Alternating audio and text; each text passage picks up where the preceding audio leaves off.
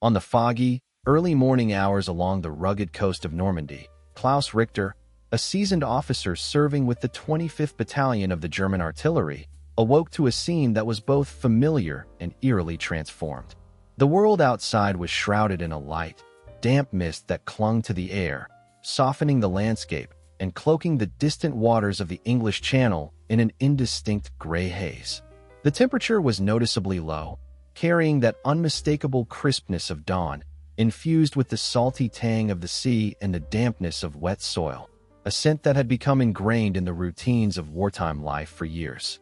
For him, this was just another morning, an ordinary start to what would turn out to be an extraordinary day, marked by the relentless rhythm of the watch, the unending wait for the unknown.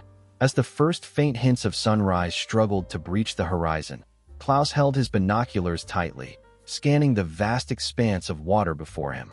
Suddenly, the peaceful surface of the sea began to alter in a way that defied all expectations. It was not a change caused by the usual shifting tides or a passing weather front. Instead, it was something utterly impossible to ignore. Where the ocean met the sky, a dark, extending line had appeared, a mysterious smudge that seemed to thicken, sharpen, and expand at an alarming rate. This was no ordinary fleet of ships or natural phenomenon. What he saw was a colossal structure, a city of steel and concrete that seemed to float invisibly out of the morning mist and into the annals of history. It was a vast, metallic metropolis, an enormous floating fortress that seemed to sail ominously toward the coast. Before any Allied soldiers had stepped onto those beaches below, and before the world had even learned the names of Omaha or Utah, Klaus realized with chilling certainty that the German military was about to face perhaps its most formidable challenge yet, the beginning of the end for Fortress Europe. To truly grasp the magnitude of that morning's shocking revelation, one must understand the context of the German defenses in mid-January 1944. From the icy fjords of Norway down to the mountainous terrains bordering Spain, German engineers had crafted an extensive, formidable barrier along the Atlantic coast known as the Atlantic Wall. This vast line of defense was comprised of reinforced concrete bunkers, heavy steel anti-landing obstacles, and a network of fortified positions bristling with artillery guns, machine guns, and other weaponry, all designed to serve as an impassable shield against any possible invasion. The German High Command and the persuasive propaganda they disseminated portrayed the Atlantic Wall as an unbreakable testament to the Reich's might, a physical manifestation of their dominance in Europe. However, Oberleutnant Klaus Richter, an experienced soldier and war-hardened veteran of the brutal Eastern Front, understood the stark difference between how such formidable fortifications were portrayed and the brutal realities beneath the surface. At the age of 32, he carried with him memories of a different Germany, a nation more hopeful, more cohesive, before the war had worn down its strength and spirit. Yet, he was still young enough to have been shaped by the fires of combat, by the relentless grind of battle on the Eastern front lines, and by the sobering awareness of the uncertainty that lay ahead. Pragmatism was Klaus's guiding principle. He was observant, always noting the smallest details that could influence the outcome of their situation, and he was profoundly exhausted, worn out by years of relentless fighting and the weight of responsibilities he bore.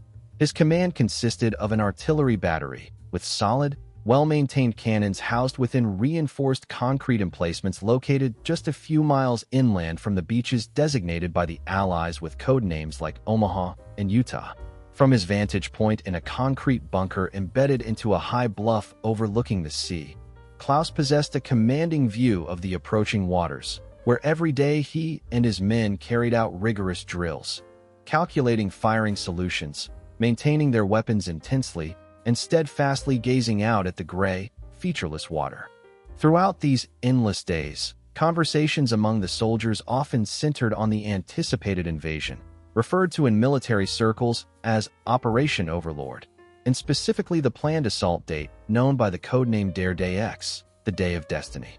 The question that haunted everyone was not just when the attack would occur, but more critically, where it would strike.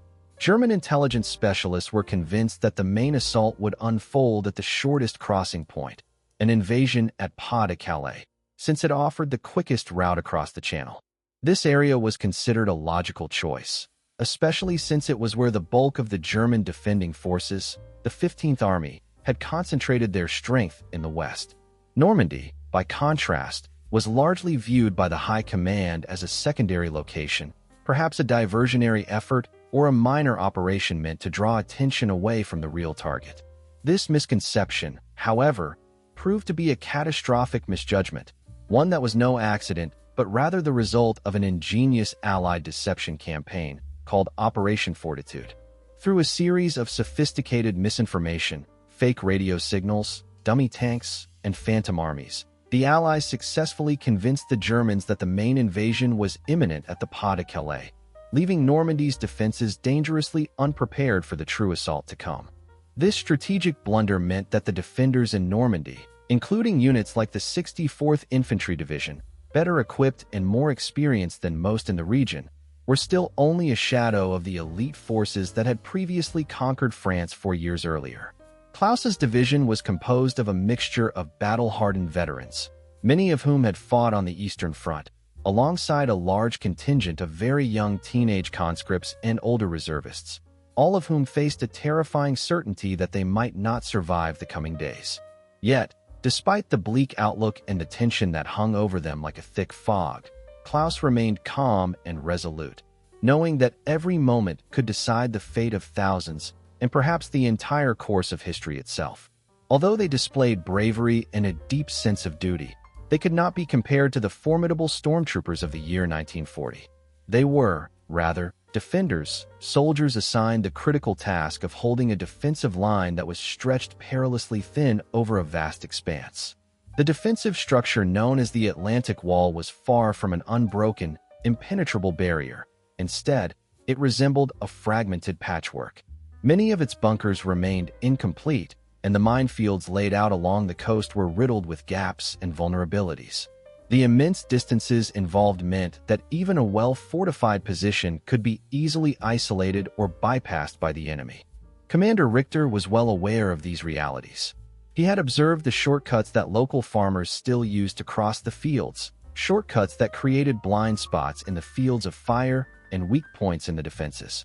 His professional instincts told him that, despite the fortifications, the chances of successfully repelling a determined and well-organized assault remained slim. As the weeks leading up to June unfolded, the tension was almost tangible, a living force that permeated the entire region. Field Marshal Erwin Rommel, charged with bolstering the defenses, had been a whirlwind of activity, commanding an aggressive effort to reinforce the beaches with millions of mines and thousands of jagged steel obstacles that soldiers fondly nicknamed Rommel's asparagus. Rommel understood an essential truth that the High Command in Berlin seemed to overlook or dismiss. If the Allies were not stopped on the beaches within the first 24 hours, the entire campaign in Western Europe risked unraveling.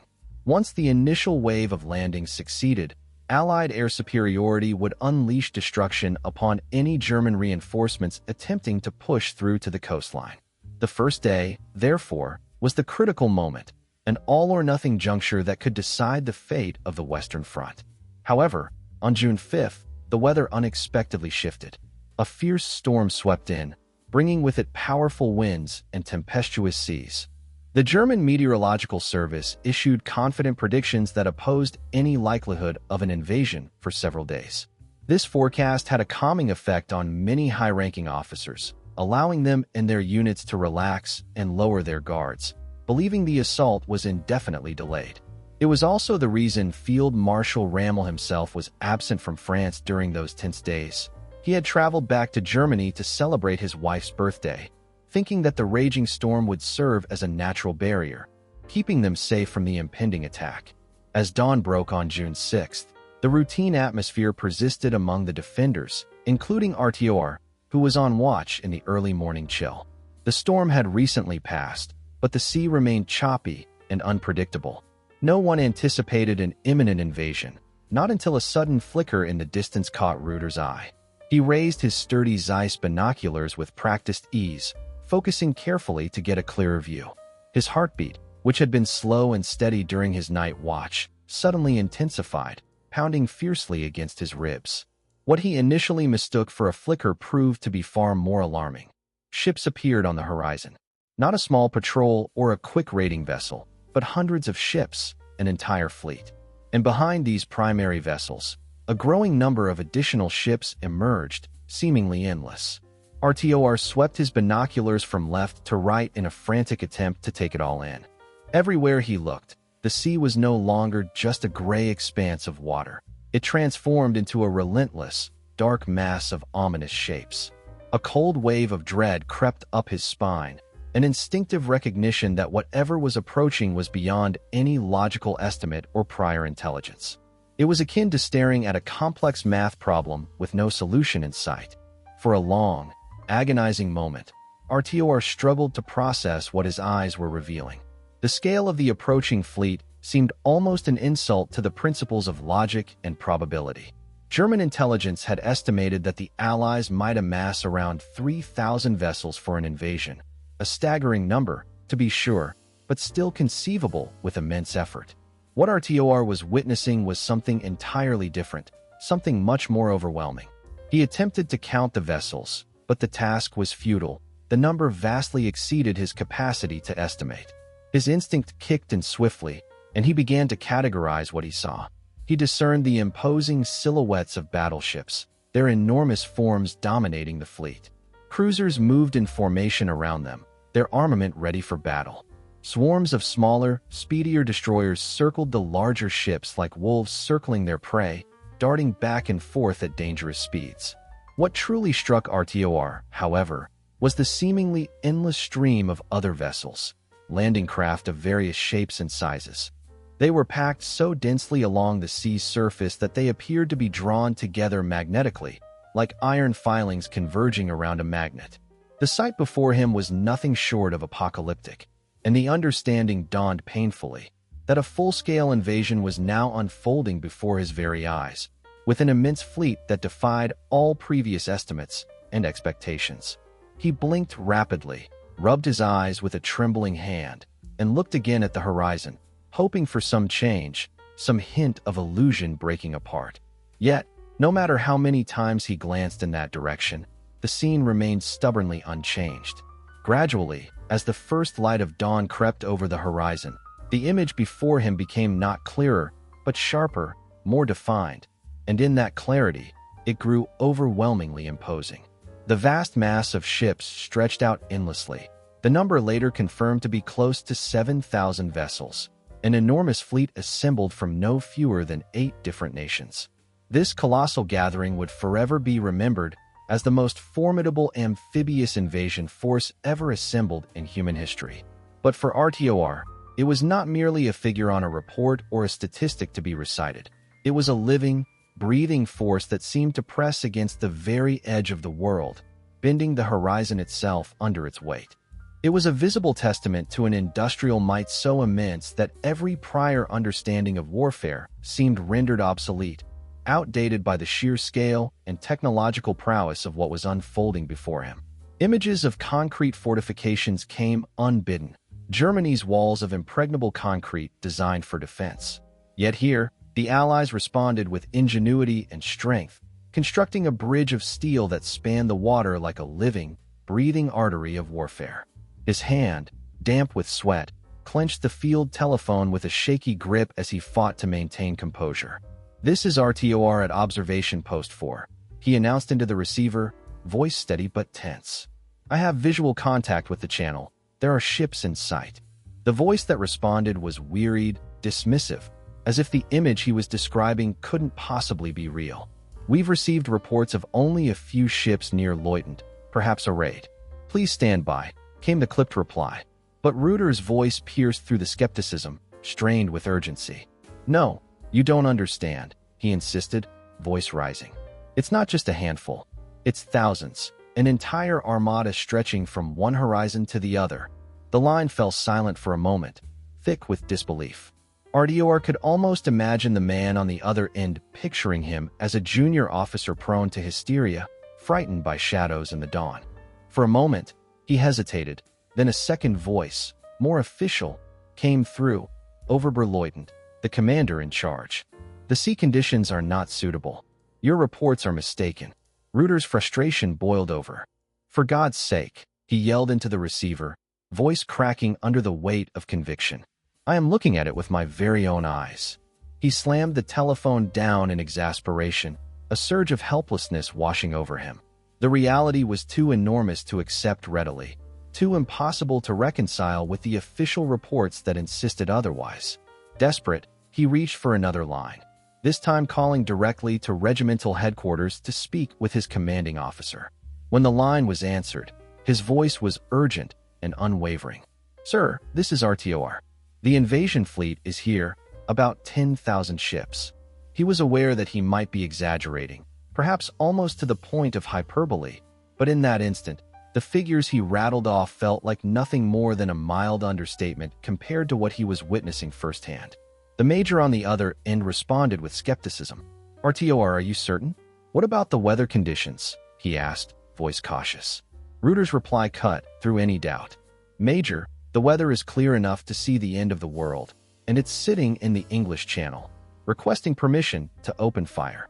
His words carried a sense of undeniable truth, an authenticity born of direct observation. The truth was that the High Command's plans, meticulously thought out on maps and based on intelligence reports, were fast disintegrating before what was now an undeniable reality. Their carefully prepared scenario was being upended by the sight of that vast, seemingly endless fleet just a few miles away, an invasion in full motion. While RTOR kept his focus on the fleet, studying every craft and formation through his binoculars, the generals and officers in command back at headquarters remained fixated on reports of parachutists descending onto the land. They assumed those parachutes marked the beginning of the main assault, utterly ignoring the great mass of ships that sat just beyond their reach, dominating their field of vision but seemingly invisible to their tactical minds. No one, apparently, was paying attention to the sea, only to the land. RTOR, however, didn't wait for their orders or for the command to catch up with reality. Instead, he shouted out urgent commands to his men, his voice now a mixture of authority and desperation. His men, stirred from their routines by the commotion and the tense atmosphere around them, turned to face him with expressions that mixed awe and fear, a reflection of what he saw and felt. They witnessed the moment their drills ended and the impossible became real. Heavy shells were swiftly pulled from their magazines, the metallic clang echoing through the air, while the rangefinders blared out numbers, monstrous figures that seemed beyond any rational comprehension. The towering barrels of the cannons, silent for long months, began their slow, deliberate ascent, pointing their deadly tips toward that endlessly vast fleet. RTOR stood at his post, binoculars pressed against his eyes, his gaze fixed on the distant scene. He could see the landing craft starting to coordinate, forming into organized groups, preparing to carry men ashore. The air around him seemed to hum with anticipation, a low, constant vibration, the sound of thousands of engines working in unison, an acoustic signature of a superpower's breath. That sound, heavy and persistent, was the breath of an industrial giant, a colossal force capable of unimaginable destruction, and RTOR was on the brink of unleashing the first salvo. The moment was charged with undeniable tension, an inescapable convergence of man and machine, history and destiny, and he knew that with this action, the course of the entire conflict was about to change forever. The order finally reached just moments before 6 o'clock in the morning, signaling the start of a new phase in the relentless conflict. With that command, RTOR was liberated from the grip of stunned disbelief that had momentarily paralyzed him. A surge of clarity suddenly replaced the numbness. He was now fully engaged and prepared to act. Calmly and deliberately, he issued his orders to fire, the words bursting from him with a roaring intensity that matched the chaos around him. His voice cracked sharply into the telephone as he commanded his crew to their stations.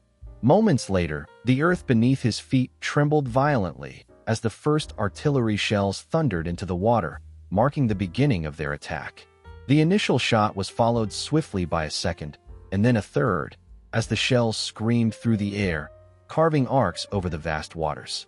Through his binoculars, RTOR carefully tracked the trajectory of each projectile, a mixture of professional pride and mounting dread coursing through him. He observed plumes of water erupting amidst the fleet, small bursts spilling up like fountains of destruction. A shell missed its mark, then another, but his seasoned crew was quick to adapt, adjusting their aim with disciplined precision and firing in a well-rehearsed, rhythmic pattern. For a fleeting moment, it seemed as if they had succeeded. Their fire found its target. RTOR clearly saw a direct hit on the American destroyer USS Corey. A brilliant flash of orange erupted momentarily, followed by a puff of dense black smoke rising into the sky.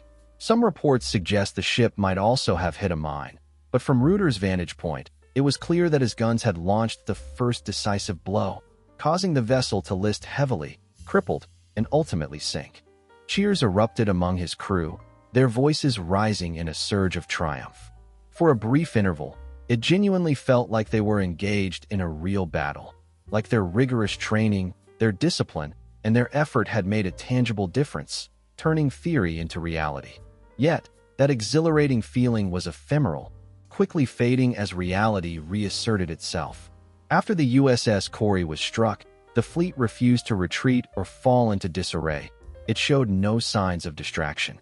Instead, it maintained its formation without slowing down, quickly filling any gaps that appeared in the line. The relentless columns of ships advanced unyieldingly, an unstoppable wave of iron and steel that threatened to drown everything in its path. Reuter's guns launched volley after volley, each shot a desperate attempt to halt the inexorable march of the enemy fleet. Still, for every ship they managed to harass or disable, hundreds of others continued their passage, seemingly untouched by the barrage. A wave of deep futility washed over RTOR, an overwhelming sense that he was trying to drain the ocean with a bucket. Despite the barrage of shells and striking measurements, he lifted his gaze beyond his own battlefield to see the larger scenario unfolding. The mighty battleships of the Allies, such as the USS Texas, had begun turning their colossal 14-inch guns toward the coast, their massive barrels aimed to deliver destruction on the shoreline. Then, the enemy responded. A distant low rumble spread across the waters, gradually rising in intensity. RTOR glimpsed flashes of light emanating from the giant warships, a silent, thunderous lightning storm on the horizon, illuminating the darkening sky. Within seconds, the very air around him seemed to tear itself apart, torn asunder by the relentless violence. The earth itself began to shake and heave as geysers of soil and debris burst forth from the fields behind the cliffs. It was as if the systematic, industrial effort to dismantle the Atlantic Wall had ignited into life, an unstoppable, destructive process now underway. Reuter's gaze instinctively searched the skies for signs of the German response, the anticipated counterattacks, the arrival of the armored divisions or aircraft, yet he saw none. Not a single German tank or plane was in sight. The skies above had been completely seized by the Allies. Fighters streaked across the air, bombers roared overhead, transports moved purposefully through the clouds. They had dominion over the sky. German military doctrine called for fierce armored counterattacks to push back the enemy, but the closest armored unit, the 21st Panzer Division, was paralyzed by confusion and a troubling lack of direct orders from Hitler's command. When it finally moved, it did so without proper air support into a sky thick with Allied fighters and bombers, resulting in near-total destruction before reaching the front lines. At that moment, amidst the deafening roar of artillery and the sky raining shrapnel and steel, RTOR understood that what was unfolding was no longer merely a battle, but an extermination. The Allies weren't merely trying to outmaneuver the Germans. Their goal was to erase them entirely from the battlefield. That profound realization, that this was a struggle of overwhelming force rather than tactical finesse, became the defining truth of the entire Normandy campaign. The story of how the industrial might and sheer overwhelming power of the Allies ultimately overshadowed battlefield tactics is both complex and fascinating, reflecting a shift in warfare that would have lasting consequences. If you find yourself captivated by deep dives into the lesser-known and often overlooked facets of history, then this story is likely to resonate strongly with you. It's a narrative that reminds us of the intricate and often hidden realities that shape the course of major events, and it invites you to delve beneath the surface to discover truths that are seldom highlighted in conventional accounts. The journey begins amid the chaos and fury of a naval bombardment, an intense barrage that caused Reuter's mind to undergo a profound transformation. As the ferocity of the attack escalated, a strange shift overtook him. His strategic, tactical thinking abruptly shut down, replaced by a stark, cold, and almost terrifying clarity. No longer was he simply observing ships and soldiers engaged in battle. Instead, he was seeing the fundamental system that underpinned the entire operation. He was gaining an uncanny insight into the industrial backbone of the war effort, the factories that produced the machinery and weapons that made such a conflict possible.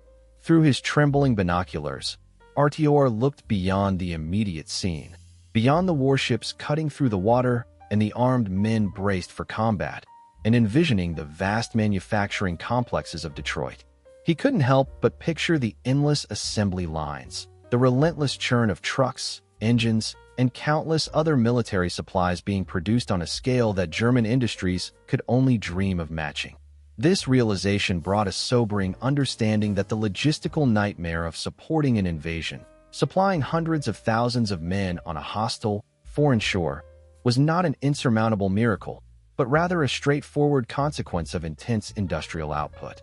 The entire military endeavor, which seemed so daunting on the battlefield, was underpinned by the simple but unstoppable force of industrial efficiency. He then cast his gaze upward, where the sky was filled with a seemingly endless stream of aircraft. Sinus 47 transport planes and fighter bombers streaming into the theater of war like a relentless river. Looking back at the D-Day invasion, Artior recalled that, during that critical day, the Luftwaffe had flown approximately 300 sorties across the entire nation of France. In stark contrast, the Allies had flown more than 14,000 missions, a staggering figure that demonstrated their overwhelming aerial advantage. For every single German aircraft in the skies, there were more than 40 Allied planes actively engaged in combat or support roles. This disparity was not attributable to a lack of courage among German pilots. Rather, it was a direct consequence of the industrial and logistical disparity, a gap rooted in the mighty factories behind the Allied war machine. Moving from the skies to the ground, Reuter's thoughts dwelled on the tanks, those armored behemoths that had once symbolized technological superiority. He knew well the formidable reputation of the German panzers, particularly the Tiger and Panther tanks, which were feared across the battlefield for their advanced armor and weaponry. These tanks had a reputation for being some of the most technically advanced and feared weapons in the war. However, he also understood that this supposed technological edge represented a strategic dead end. While individual tanks might have been terrifying and durable, their complex design made them expensive and difficult to produce in large quantities. For every fierce Tiger tank that rolled off German assembly lines, the Allies were mass-producing dozens of simpler, less elaborately designed but nonetheless extraordinarily effective Sherman tanks. In the course of the entire year of 1944 alone, the United States produced more than 29,000 tanks, a staggering output that dwarfed Germany's maximum monthly production, which never surpassed 2,000 units.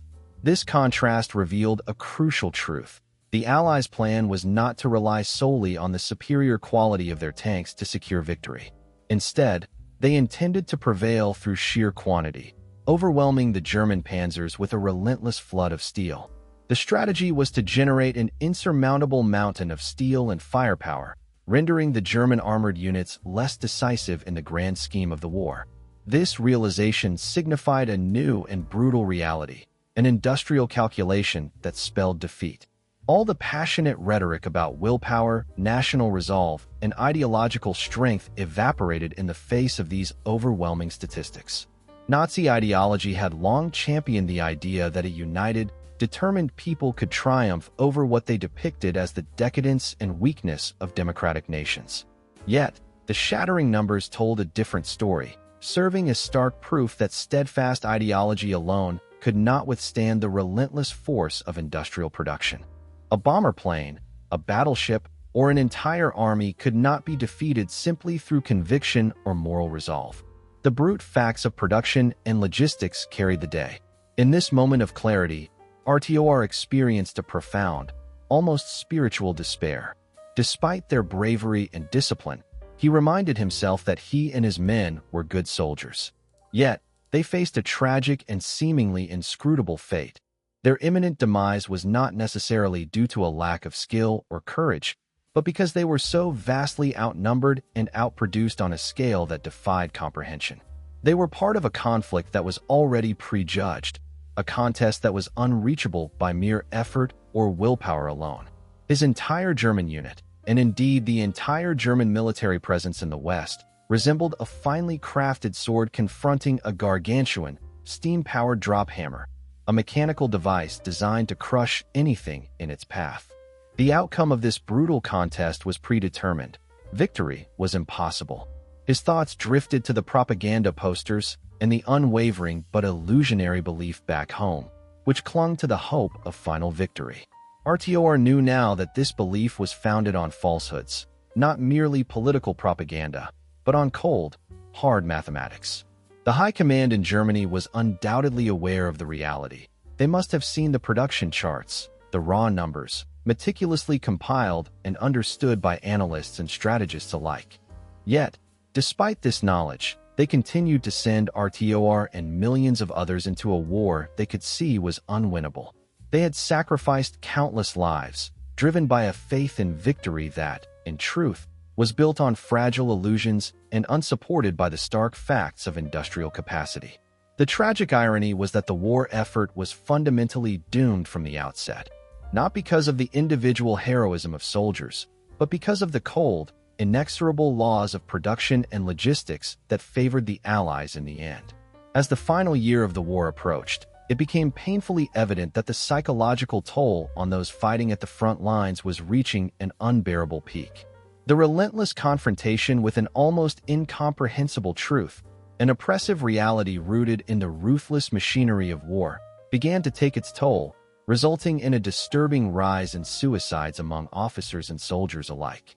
These individuals weren't merely engaged in combat against enemy troops from distant nations such as America, Britain, or Canada. They were also battling the overwhelming, often invisible forces of the global industrial complex. This vast, interconnected system of factories, supply chains, and war preparations had become an omnipresent and mighty adversary that seemed to possess a life of its own. As the sun climbed higher in the sky, the boundary between the theoretical understanding of war's destructive capabilities and its brutal, visceral reality blurred beyond recognition. The once distant notion of constant bombardment tightened into an unrelenting, deafening symphony of destruction. The naval artillery assaults intensified, reaching an almost unbearable crescendo, transforming the sky and sea into a continuous rolling roar that refused to cease.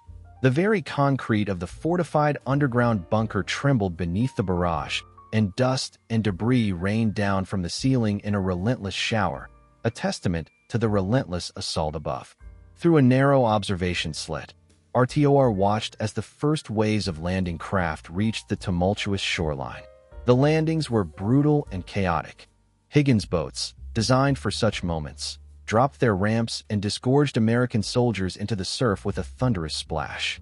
Immediately, the sharp crack of machine gun fire erupted from the German pillboxes scattered along the stretch of Omaha Beach, ripping through the ranks of the men who had just set foot on the sands. From his vantage point, RTOR could witness the unfolding tragedy, the water turning a dark crimson hue as blood mixed with the surf, and the horrifying mountain of bodies piling up amid the chaos. The German 63rd Regiment, part of the formidable 352nd Infantry Division, was paying an unimaginably high price for its defenses, inflicting terrifying casualties on the invading forces. For a fleeting moment, it appeared that the Germans' stubborn resistance was holding firm. The Americans were pinned down, their advance seemingly halted by the well-prepared defenses. Yet, in war, the relentless machinery of industry and technology soon asserted itself once again. This dark equation of destruction continued to operate, revealing its brutal logic through acts of both daring and sacrifice. British and American naval destroyers, witnessing the slaughter and recognizing the desperate need for intervention, made a move that was as suicidal as it was heroic. They boldly steamed directly toward the shoreline, some coming within 1,000 yards of the beach, their hulls scraping on sandbars as they pushed through the chaos. With resolute determination, these warships aimed their guns at the fortified German bunkers, providing critical direct fire support that began to turn the tide of the fighting at Omaha. Simultaneously, a new wave of strange, formidable machines appeared on the scene. RTOR observed with a mixture of awe and curiosity as amphibious trucks, famous as the Dukus, seemingly drove straight out of the ocean and onto the beach, their presence a remarkable sight of wartime innovation. Tanks, some equipped with gigantic flails designed to detonate underwater mines, slowly crawled ashore, their tracks raking through the sand. These particular vehicles, known as Hobart's Funnies, were a specialized British development, crafted specifically to destroy defensive obstacles like minefields that the Germans had meticulously prepared. Unlike their German counterparts, the enemy lacked any comparable machines or innovations capable of countering this new level of mechanized assault. With each passing moment, the scene on the beach shifted from frantic struggle to an almost methodical, calculated process of devastation and annihilation. The German strong points, once formidable, were systematically blinded and destroyed through precise and relentless bombardments, naval shells pounding from the battleships, tank rounds ripping through concrete, and bombs dropping from aircraft overhead, all working in concert to obliterate the defenses. The scale of destruction was staggering. Estimates suggest that during that single day, approximately 1,200 soldiers from the 63rd German Regiment suffered casualties on Omaha alone. An astonishing proportion of the unit's fighting force was decimated within just a few hours, a grim testament to the ferocity of the assault and the relentless industrial power harnessed to facilitate it. Reuter's own artillery battery was now caught directly in the line of fire. Shells fell nearer and nearer with each passing second, their fiery explosions lighting up the darkening sky. A direct hit on one of his gun emplacements ignited a brilliant fireball that shot into the air, illuminating the chaos. Another gun was knocked out of commission, and the telephone lines that connected him to command suddenly went dead, severing his link to the wider battlefield. Isolated and vulnerable, his command was shattered, leaving him to face the rapidly changing situation almost alone. Looking skyward one last time, RTOR saw a majestic, moving ceiling of Allied aircraft overhead, a testament to the overwhelming air support that had become a crucial element of the invasion.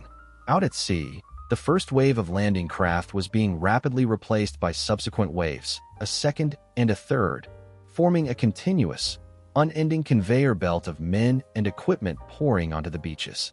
Beyond these waves, an enormous armada of ships and vessels waited patiently, their presence a silent, relentless force of nature.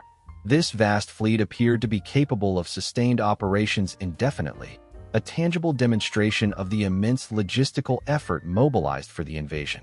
Remarkably, by that point in the battle, the Allies would eventually land the equivalent of around 1,500 tanks on D-Day alone, a staggering figure by any measure. Though the fighting at the beaches persisted fiercely, it was already clear that the war's outcome had been essentially decided. The key battles had tipped heavily in favor of the Allies. The only remaining factors to determine were the precise moment and the amount of destructive force, tonnage, that would ultimately secure victory. The fierce conflict in Normandy would continue unabated for another 2 months, extending the brutal struggle that had already lasted weeks. The combat was relentless, especially in the tangled hedgerows that crisscrossed the battlefield, where every clash was savage and costly in human lives and material. Despite the fierce fighting, however, the overall situation remained unchanged. No strategic advantage was gained, and the deadlock persisted. Each German tank lost in these skirmishes represented an irreplaceable loss, a machine that could never be restored to the battlefield. In stark contrast, every Allied tank that went up in flames was swiftly replaced, often by 3 new vehicles arriving to bolster their ranks. Meanwhile, every fallen German soldier created a void in the line that no reinforcement could easily fill, leaving gaps that threatened to unravel German defenses.